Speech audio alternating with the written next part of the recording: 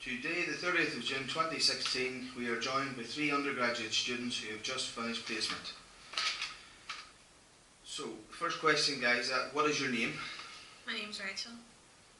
My name's Matthew. And I'm Dale. And what course are you on? We're all psychology students. Yeah. Okay, and where are you all studying? In Korea. Korean. Korean campus. Mm-hmm. Where have you been on placement recently? Rossmar Special School in Limavady. Okay, Same. Same as I. alright. And what age group have you been involved with at that placement? I've been in the nursery, so age group was about 3 to 5 year olds. Mm-hmm. I worked with primary 5s to primary 7s, so all in one inclusive classroom, so from the ages of E up to about 11. Okay. And I was with, I think it was P8 and P9, just from about age 11 to 13. Okay.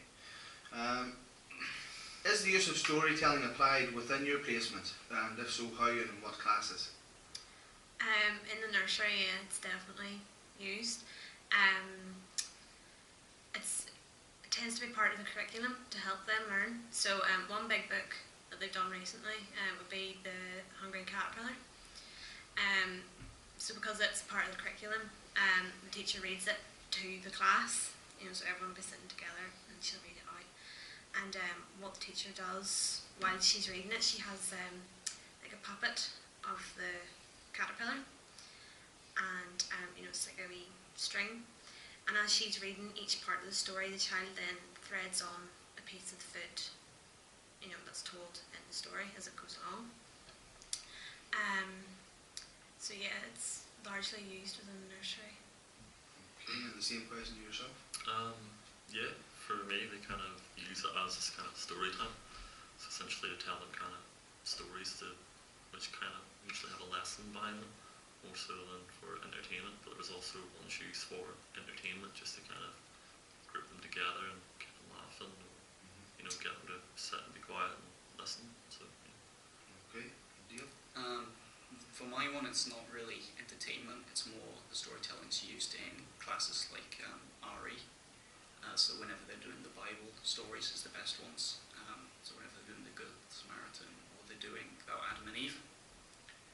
And you can sort of really see from going from Rachel's in the nursery, where it's more sort of an entertainment there is a slight learning edge to it. Yeah. And then Matthew's is half entertainment and then is half used for learning.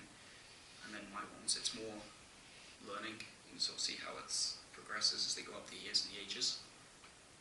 I don't really know though how useful it might be in terms of entertainment purposes, because I'm sure there might be other things, but I like the fact that it was classed in the curriculum. Mm-hmm. Yeah. What part of the curriculum? It was their literacy. Okay. What do you think it helped learn in your class? It sort of helped them learn how to follow verbal instruction. Yeah. So as the teacher was reading it, and then she asked them to thread each piece of the food onto the caterpillar, it was teaching them how to do that. But then the story as well, because it was entertaining for them, they wanted to engage in that. Okay, so the next question is the use of roleplay applied in your placement to assist the understanding concepts? Roleplay wasn't really used in the nursery. I think that might have been because they don't really understand the concept of roleplay in the first place. Especially children that age won't, but then children that age with special needs, they're definitely not understanding of the concept of it. Okay.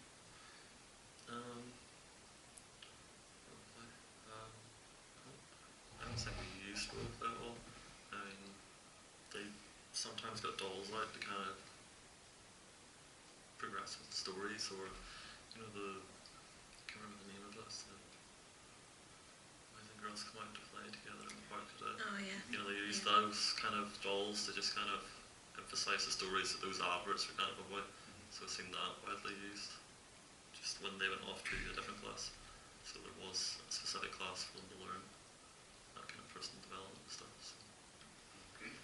I think with my class, as I've been there, there's definitely quite a bit of role playing. Maybe because coming from Rachel's where the nursery they don't understand the concept. Even from maths where they were using the puppets, there's definitely there might be sort of, again with the first question, sort of like as they've got older, they've understood the concept better. Yeah.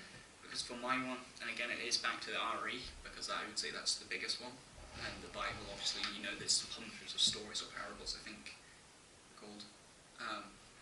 The teacher, they did when they did Adam and Eve, they all read the story out together, and I felt that was only teaching them the story itself, and not really, like, they know the story, but for them to understand the concepts, it's kind of hard for them with a lot of the disabilities, like from autism and Down syndrome, especially in my class. The teacher handed out pieces of paper, and each piece of paper, one would say Adam on the front, one would say Eve, one would say God, and one said the snake. And they were each given one and said that you're playing the character of God, you're playing the character of Adam, and so on.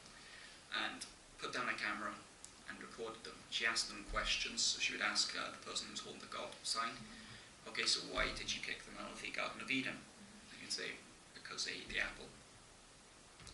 Okay, but why weren't they supposed to eat the apple?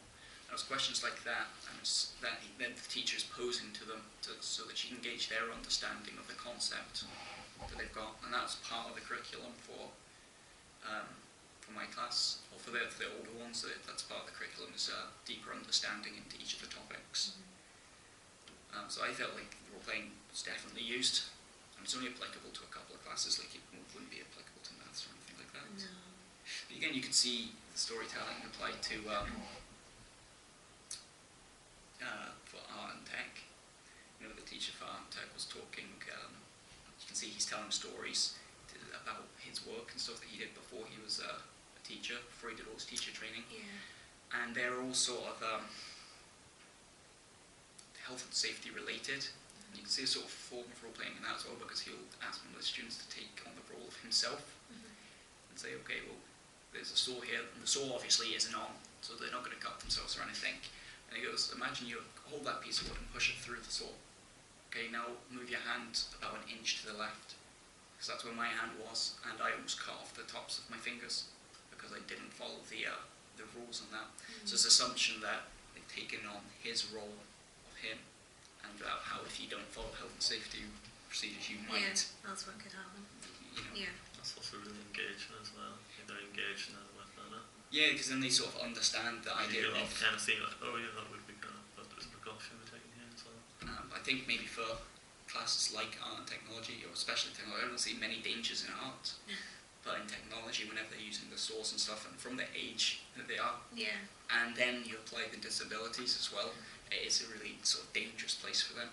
So understanding the health, rather than being told the health and safety rules, being sort of showed what could happen. Because I saw today when I was walking up to the soft play area to give you that card, and I saw a sign near your class which said, I think it was like tell me and I'll forget, show me and I'll forget, and that's not something like but teach me and I'll remember. So it's along them lines, and I sort of see the role playing's teaching them that you're in my position now, you do this, you're going to potentially hurt yourself. Oh yeah. In regards to that, 'cause we are going to learn through engaging with that. Yeah. Being really right there and like, oh right, okay. But then as far as how that is to the younger ones, I'm not sure whether it's sort of like the health and safety ones where they assume the role of the teacher. Perhaps maybe even your class, maybe some of them would understand. And I'd say it could be always more in my class, but with the diverse kind of range of disabilities in my class, you wouldn't really have a lot of time to go around each child. So in a way, if you had a structured plan of having, this is what we're going to role play, this is what we're going to show them, and through storytelling, that entertaining factor, it's engaging for them, because you can get a point where, with stories, there's parts where you'll get them to laugh, get their attention, and then you go up and you'll delve into a more kind of serious issue. Do you not even think for the nursery ones that you could I think it might still be applicable, the role playing, because it's the sort of thing of, they always, whenever they're talking about the creation of fire, if you've never seen fire before, or you've never seen a cooker before, you're going to stick your hand on it and not realise until you burn yourself. And then don't touch it. Yeah. Whether that's applicable to the nursery ones, say there's like something happening. Yeah, I think sort of situations where they would, if they climbed on something and then they fell off and hurt themselves, they wouldn't climb up on that I'm again. saying you could use the role play in that sort of sense, of Yeah. they'll know, even like they learn obviously from the that. help, Yeah. So even if if the teacher maybe climbed up on something and then fell off and pretended to hurt themselves or something, Right. whether something like that would be. If it would be I don't know. helpful. Well, that's something I've seen, the other classroom assistants, teacher, and even myself engaging. Like, if you're seeing a child kind of do something that is, this is dangerous, you'd kind of go over it, and maybe a few days later, you see that then you'll kind of cry out this role of just, you kind of pretend to fall and hurt yourself, but along the lines of them playing with something, like with scissors, or would end up cutting themselves with scissors because they're just certain. You make it relatable. This is going to cause you pain. Right, guys, so we'll move on to the last question, which involves theory of mind. So, how far is theory of mind classed as a sixth sense? What do you think? I still think it's in a sense, I wouldn't say it's like an actual sense itself, because you've got your five senses that are obviously Your five main perceived ones, and then as a there's like sense. 30 Yeah. other ones that aren't really aware. Like your ability to map your body, so you can close your eyes and something like touch your nose. You can just you know where your nose is, you know how your body works. That's a sense. So just a lot of those kind of senses. But with theory of mind, I don't know. It's awareness, but there's people outside yourself and they're independent to you. sort of like an individual existence. Yes. Yeah.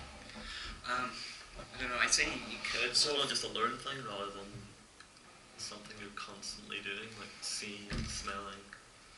And I guess with like the other senses I just said, they're mapping your body. You're not constantly doing that, No, yeah. but on more of an unconscious level. So I guess yes, it would be a sense in that regard. So it's sort of, you could say, it's sort of half a sense, but it isn't, but it is in a way. I think it's just weird that it's being incorporated as a sixth sense. I don't know, just there's so many others. Yeah. You could say that I think it's a sixth sense. So the other question was the implications of storytelling, was it? Yes. So, if we move on then, what are the implications of storytelling on theory of mind? I think, you're saying that theory of mind is learned. That they have the kids in my class. I know they don't in the nursery. I'm not sure if they do actually in the nursery. If they have personal development classes. No, No, not the nursery. do you No. know? Like a personal development class. Yeah, they do have a personal development, PDMU. I'd say with my yeah.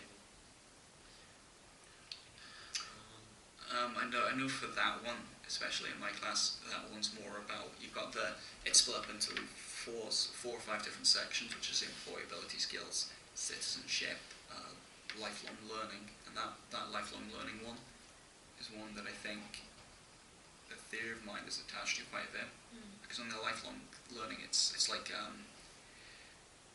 doing an essential skills qualifications near enough. It's the sort of you're learning from a basic level, and that's where the kids are at in the personal development at that time.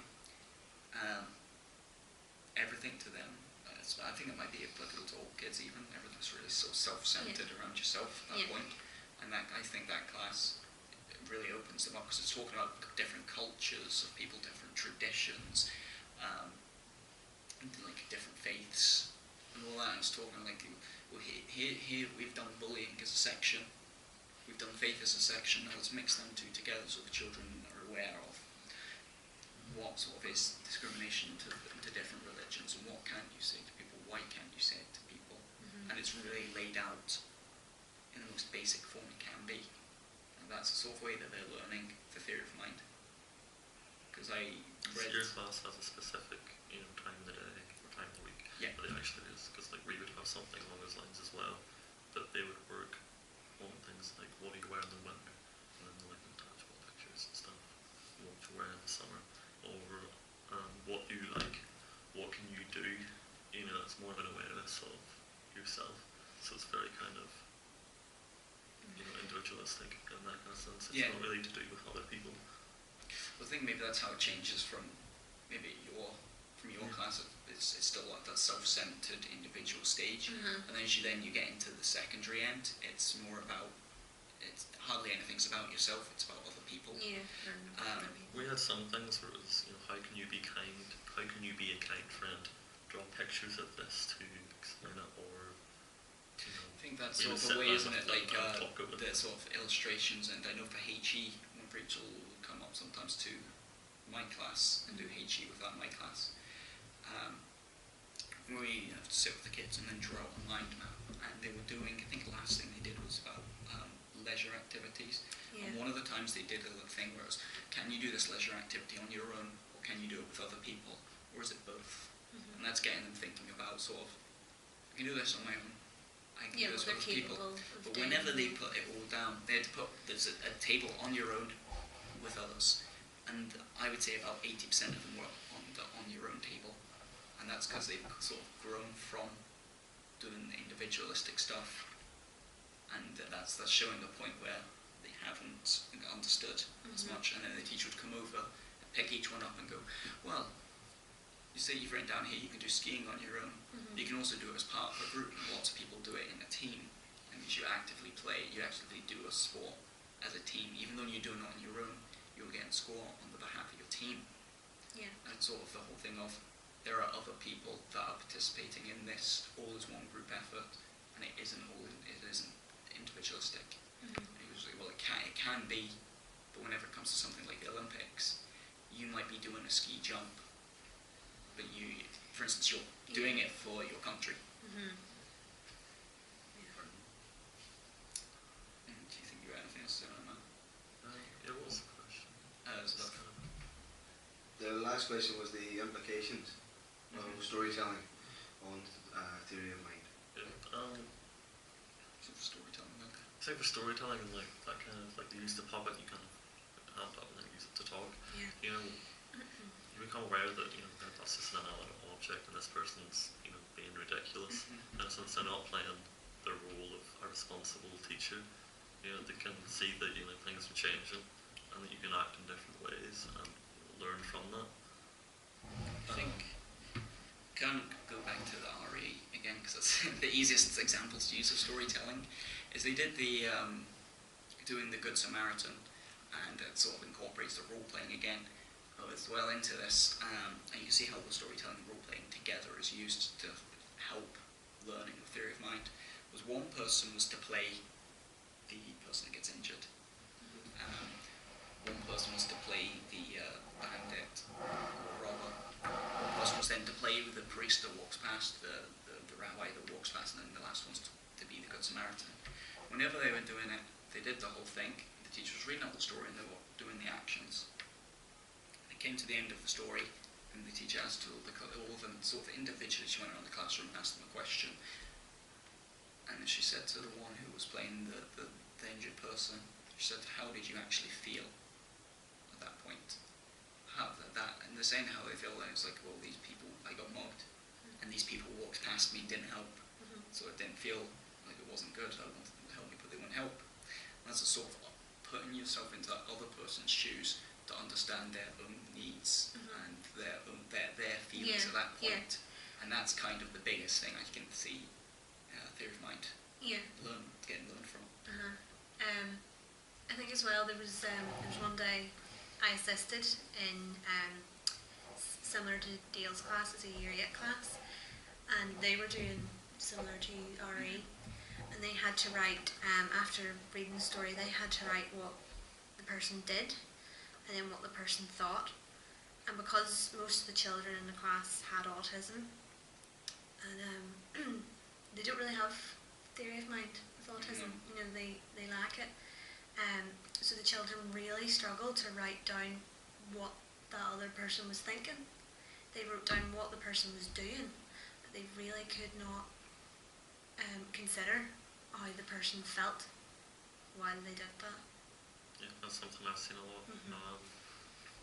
I've seen, I heard one child, the way he kind of seemed like, the way he referred to people, or like, he's my friend, like, but there was a lot of emphasis on my, as in it's mine, as in this belongs to me, essentially. So it was kind of like seeing, you know, somebody as an object to which you can actually just, you know, use whenever you have your need for that object because you want something from it. Not really, you know, how they feel or, you know, yeah, as you were saying, just how they feel. They or really struggled. what they're kind of thinking. So with storytelling, you can actually just, you know, focus on those issues and then it kind of gets them thinking more about, you know, how people feel, you know, by what your actions do. Just in mine's more so in regards of bullying and being very controlling and how, I guess it's having, not really having a theory of mind. It's would- definitely a learning process, definitely. But for children with autism anyway, Oh yeah, definitely. even learning difficulties. Yeah, in I'd say, general. Yeah. like, even where emotional problems come from. So it's like, you know, your inability to kind of work with other people in a sense that, okay, your feelings and I'd come at you with a bit of tact and, you know, discuss things. Like even if you were sorting out an argument, you'd have to be very aware of the other person to really find a good resolve. So storytelling, yeah, I think it does a lot towards making them focus on the issue because it does entertain them, get their attention.